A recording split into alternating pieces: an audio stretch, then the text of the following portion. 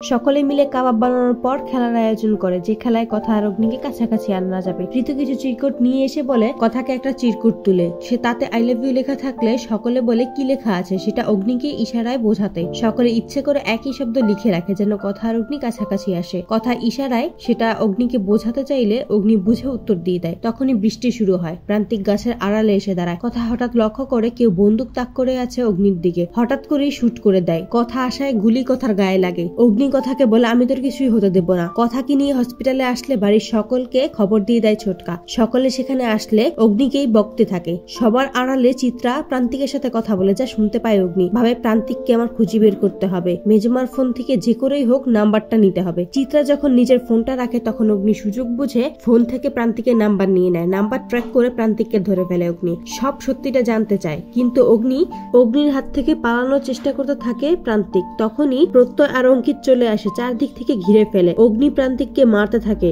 অঙ্কিত শান্ত করে অগ্নিকে। প্রান্তিক সব স্বীকার করে নেয়। অগ্নি ভাবে কথার ওপর কত রাগ করেছি আমি, কিন্তু কথা সব সত্যিই বলেছিল। সবকিছুর পেছনে মেজমায় ছিল। প্রান্তিককে এনে সকলের সামনে চিত্রা সত্যি ফাঁস করালো। অগ্নির হাত থেকে পালানোর চেষ্টা করে প্রান্তিক। অবশেষে কোনো উপায় না পেয়ে চিত্রা সত্যিটা স্বীকার করে নিল। তো বন্ধুরা, সকল সিরিয়ালের সকল আপডেট আগে পেতে আমাদের চ্যানেলটি সাবস্ক্রাইব করে পাশে থাকুন। ধন্যবাদ।